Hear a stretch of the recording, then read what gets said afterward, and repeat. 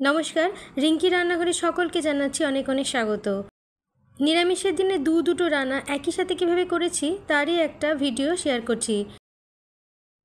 ভাতের সাথে খাওয়ার জন্য প্রথম রেসিপি আলু পনির সয়াবিনের তরকারি, আর দ্বিতীয় রান্না হচ্ছে ডালের বড়া তৈরি করে বড়ার তরকারি। খুবই জনপ্রিয়, খুবই কমন দুটো রেসিপি। একই সাথে মশলা তৈরি করে নেব। তার জন্য নিয়েছি দুটো বড় টমেটো, বেশ কিছু কাঁচা লঙ্কা, লাগছে আদা, আর সাজানোর জন্য নিয়েছি ধনেপাতা। মাঝারি সাইজের 4টে আলুকে 4 টুকরো করে সেদ্ধ করে নিয়েছি। সেদ্ধ করার পরে কিন্তু জলটা ঝরিয়ে আলুর খোসাটাকে ছাড়িয়ে নিয়েছি। একটা কড়াইয়ের মধ্যে 2 চামচ সর্ষের তেল গরম করে নিচ্ছি।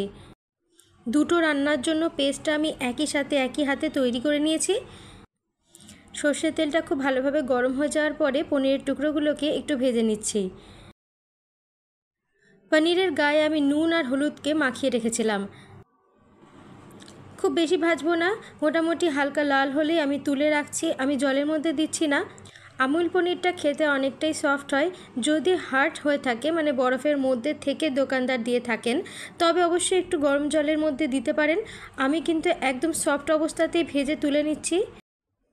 বরফের মধ্যে পনিরটা ছিল না, সেই জন্য আলাদা করে জলের মধ্যে দিচ্ছি না। সমস্ত পনিরটা তুলে নেওয়ার পরে অল্প একটু তেল দিয়ে দেব, আবারও সর্ষের তেলই দেব। সর্ষের তেলের মধ্যে ছোট চামচে 1 চামচ জিরে দিয়েছি এবং অর্ধেকটা আদার পেস্ট দিয়ে দিয়েছি। আদা, টমেটো, কাঁচা লঙ্কার পেস্টের মধ্যে আমি নুন আর হলুদ দিয়ে দিলাম। একদমই সিম্পল রান্না, একদমই ঘরোয়া পদ্ধতিতে করেছি, এক্সট্রা কোনো মশলা দিচ্ছি না। খুব ভালোভাবে কষিয়ে নেওয়ার পরে সয়াবিনগুলো দেব। সেদ্ধ করা সয়াবিনগুলোকে কিন্তু দুবার ভালো জল দিয়ে ধুয়ে জলটাকে খুব ভালোভাবে চেপে ফেলে দিতে হবে। শুধুমাত্র সয়াবিনটাকেই দেব, সয়াবিনের ভিতরের জলটা এবং সয়াবিনের সেদ্ধ করা জলটা কিন্তু দিচ্ছি না। অন্যদিকে সেদ্ধ করা আলুর খোসাটাকে ছাড়িয়ে নিচ্ছি। কম সময়ের মধ্যে খুব তাড়াতাড়ি রান্না করার জন্যই আলুর খোসা সমেত দিয়ে দিয়েছিলাম। অন্যদিকে মশলাটা কষানো হয়ে গেছে, এর মধ্যে আমি সয়াবিনটাকে দিয়ে দেব। সমস্ত সয়াবিনটা ভালো করে ধুয়ে জল চিপে দিয়ে দিচ্ছি।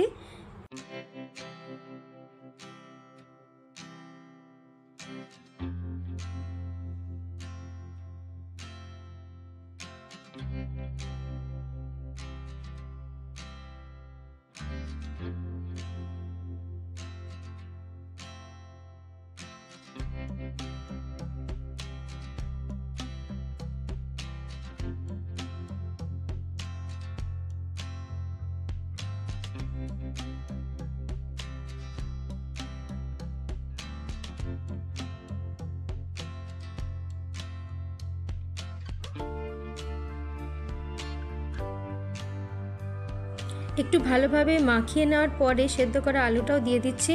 আলুটাকে আমি আলাদা করে কিন্তু ভাজছি না। আলুকে আলাদা করে ভাজলে এবং সয়াবিনকে আলাদা করে ভাজলে অনেকটা তেল অ্যাবজর্ব করে। কম তেলের মধ্যেও কিন্তু খুব সুন্দর রান্না করা যায়। স্বাস্থ্যের পক্ষে অতিরিক্ত তেল খাওয়া ভালো না, সেই জন্য চেষ্টা করি কম তেলেই ভালো করে রান্না করার। এইভাবে বেশ কিছুক্ষণ সয়াবিন এবং আলুটাকে মশলার সাথে মাখিয়ে বেশ কিছুক্ষণ কষিয়ে নিচ্ছি।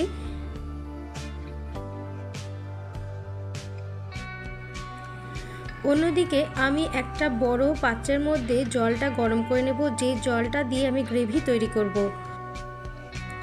বড়রা বলে থাকেন গরম জল দিয়ে রান্না করলে রান্নার স্বাদ বাড়ে, সেই জন্য বেশিরভাগ সময় চেষ্টা করি গরম জল ব্যবহার করার। অনেকে ভাবতে পারেন সয়াবিনও প্রোটিন, আবার পনিরটাও প্রোটিন, তো কেন একসাথে এত প্রোটিন রান্না করছি।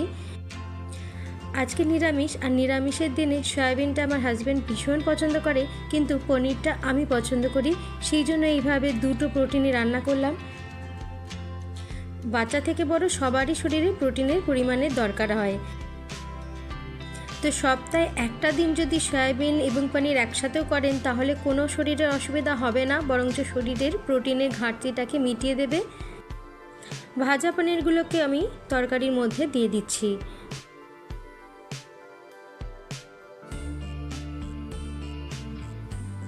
এই সময় আমি একটু দেখে নেব নুনের পরিমাণটা ঠিক আছে কিনা।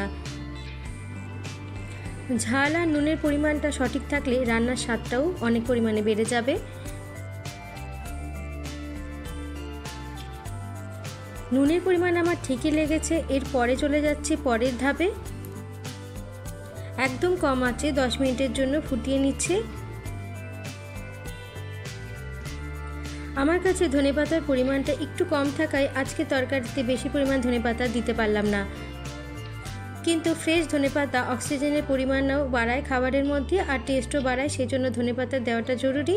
সামান্য একটু ধনেপাতা ছিল, সেটাই উপর থেকে ছড়িয়ে দিচ্ছি।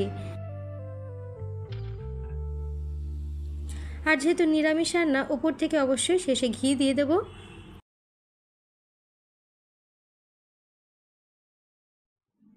যারা একটু মিষ্টি খেতে পছন্দ করেন তারা অবশ্যই একটু মিষ্টি দেবেন। আজকে এই তরকারিটায় মিষ্টি দিচ্ছি না, পরবর্তী রান্নাটায় অল্প পরিমাণে মিষ্টির গুঁড়ো দেব।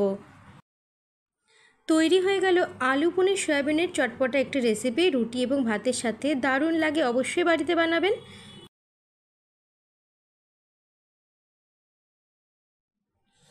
অন্যদিকে একটা ফ্রাইং প্যান আমি বসিয়ে দিয়েছি গ্যাসের ওপরে। সাদা তেল গরম করে নিচ্ছি।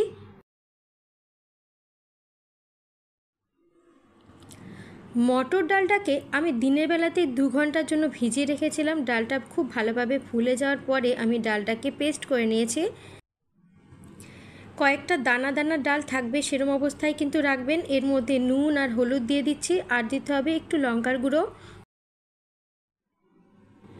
আর কিছুই দিচ্ছি না, এক্সট্রা কোনো মশলা অথবা কোনো রকম খাওয়ার সোডা ব্যবহার করছি না। আপনারা চাইলে খাওয়ার সোডা অল্প পরিমাণে দিতে পারেন। ডালের বড়া এমন একটা খাবার যেটা কিন্তু এমনিতেই খুব বেশি মুচমুচে হয়, সেই জন্য খাওয়ার সোডা না দিলেও হবে। সাদা তেল খুব ভালোভাবে গরম করে নিয়ে ডালের বড়াগুলো ভেজে নেব।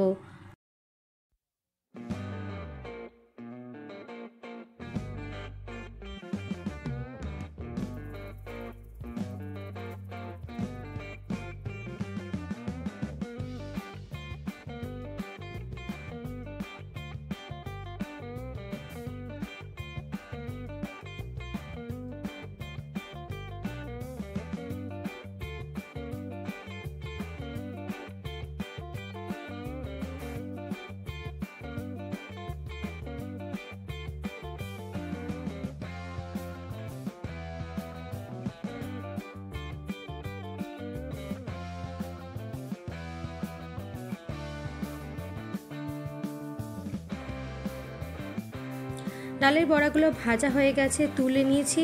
তুলে নেওয়ার পরে একটা অন্য কড়াই নিয়ে নিয়েছি। কড়াইয়ের মধ্যে 5 ফোড়ন দিয়ে দিয়েছি এবং বাকি মশলাটা দিয়ে দিয়েছি। মশলাটাকে খুব ভালোভাবে কষিয়ে নেব।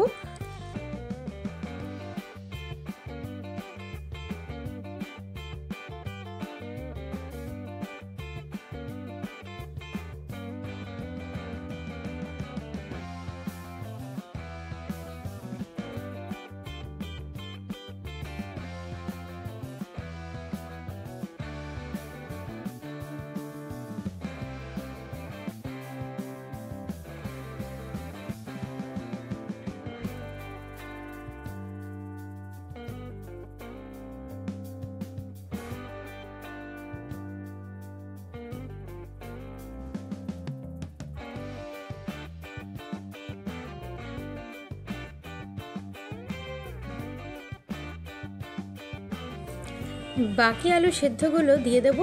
একটু ভেঙে ভেঙে দিতে হবে, তাহলে কিন্তু খেতে অনেক ভালো লাগবে। সাথে নুন আর হলুদটাও দিয়ে দেব।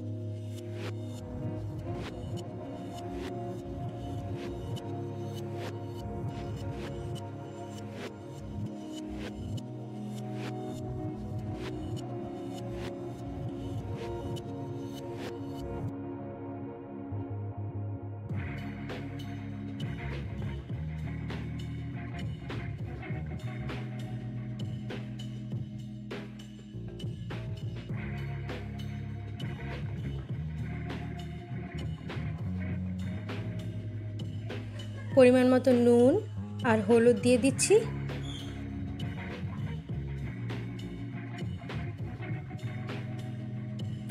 বড়াগুলো ভাজা হয়ে গেছে, বড়াগুলোকে একটু ঠান্ডা করে নিচ্ছি।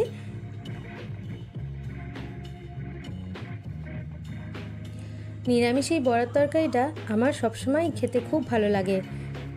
আর এই তরকারিটা হলে কিন্তু আর কিছুই লাগে না। এর মধ্যেও কিন্তু বেশ খানিকটা গরম জল দিয়ে দেব। জলটা একটু ফুটে উঠলেই ডালের বড়াগুলো দিয়ে দেব।